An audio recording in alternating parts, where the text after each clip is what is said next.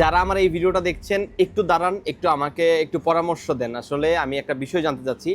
Saudi আরবের বর্তমানে ট্রেন্ডিংয়ে and নামকরা ট্রাভেলস হচ্ছে বিন মিশাল ট্রাভেলস অ্যান্ড বিন মিশাল ট্রাভেলসের কিছু আমি বিষয় জানতে চাচ্ছি। হচ্ছে আপনারা কারা কারা এরকম মানে প্রবলেম ফেস করছেন, সেটা আপনারা যারা যেই প্রবলেম ফেস করছেন কমেন্টে আসলে জানাবেন, আমি জানতে চাচ্ছি। আমিও আপনাদের মতো এরকম একজন ভুক্তভোগী। আমি বিন মিশালের যে অফিসিয়াল নাম্বার আছে, ঠিক আছে, বিন মিশাল ভাইয়ের যে অফিসিয়াল নাম্বার আছে, যে অ্যাকাউন্ট আর কি অফিসিয়াল অ্যাকাউন্টে নাম্বার দেয়, এই নাম্বারে যোগাযোগ করলাম। আমি জানতে চাইলাম যে উমরা ভিসা সম্পর্কে। তাদের ওরা তো আসলে মানে বিন মিশাল ভাই একদিক দিয়ে যদি বলতে চাই মানে টপ র্যাঙ্কিং, মানে এমনভাবে আমরা দেখি আসলে সোশ্যাল মিডিয়াতে ভিডিও যে ওনারা হচ্ছে উমরা ভিসার জন্য মানে রেট খুব ভালো দেয়। আমি আরো অনেকগুলো ট্রাভেলসে যোগাযোগ করছি, 1,30,000 মতো চাইছে রিয়াদে, কিন্তু ওনারা 1,20,000 আমারে বলছে। তো সেক্ষেত্রে বললাম প্রাইজের ক্ষেত্রে বিন মিশাল ট্রাভেলস বেস্ট। ওকে, তো সেই জন্য হচ্ছে ওনাদের সাথে কন্ট্যাক্ট করছি। অফিসিয়াল যে নাম্বারটা আছে বিন মিশাল ভাইয়ের অ্যাকাউন্টে যোগাযোগ করার পরে বলছে যে কোনো একটা মানে আমার কাছাকাছি ট্রাভেলসে যাওয়ার জন্য আর কি, বিস্তারিত বলার জন্য। তো সেক্ষেত্রে আমি গেলাম, যেহেতু বাথা ব্রাঞ্চটা আমার কাছাকাছি, সেক্ষেত্রে বাথা ব্রাঞ্চে গেছি। যাওয়ার পরে ওইখানকার একজন ম্যানেজার, উনি মেবি ম্যানেজার, ওনার সাথে আমি কথা বললাম যে ভাই আসলে আপনাদের প্রক্রিয়াটা কি, আসলে আপনাদের সিস্টেমটা কি উমরাতে আনার জন্য।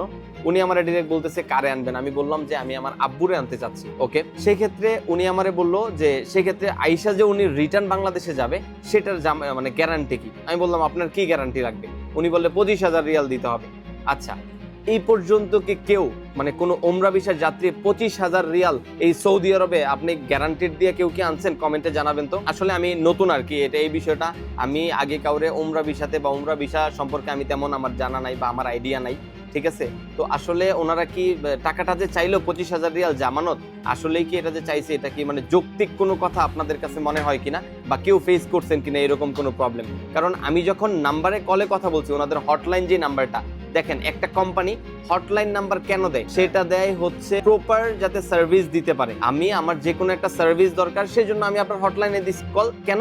আমারে জানাবেন যে এটা এই প্রক্রিয়া নাকি। আমি জানতে চাইছি ভাই, আমি যদি আমার আব্বুরা আনতে যাই সেক্ষেত্রে আপনাদের ক্রাইটেরিয়া কি বা আপনাদের কি কি ডকুমেন্ট লাগে? সেক্ষেত্রে বলছি আপনার ইকামা দরকার, আপনার পাসপোর্টের ফটোকপি দরকার, ইকামার ফটোকপি দরকার, অ্যান্ড 1,20,000 করে আমরা রিয়াদে আনতেছি। তো সেক্ষেত্রে আমি আবার এটাও প্রশ্ন করলাম যে টিকিট পিস করা যায় কিনা, কেমন খরচ। তো উনি বলতেছে আপনি ডিরেক্ট যে কোনো একটা ব্রাঞ্চে আসেন, কথাবার্তা বলেন।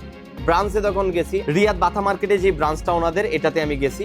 তো ওইখানে ম্যানেজারের সাথে যাই আমি যখন কথাটা বলছি, আমারে বলে ডিরেক্ট বলছে মানে উনি মানে কথা দেখেন, আপনাদের এখানে হইতে পারে অনেক মানুষ কাস্টমার বেশি, সেই ক্ষেত্রে আপনি একটা মানুষের তুচ্ছ তাচ্ছিল্য করতে পারেন না। একটা মানুষের সাথে অবশ্যই আপনার কথাবার্তার একটা ধরন থাকা দরকার।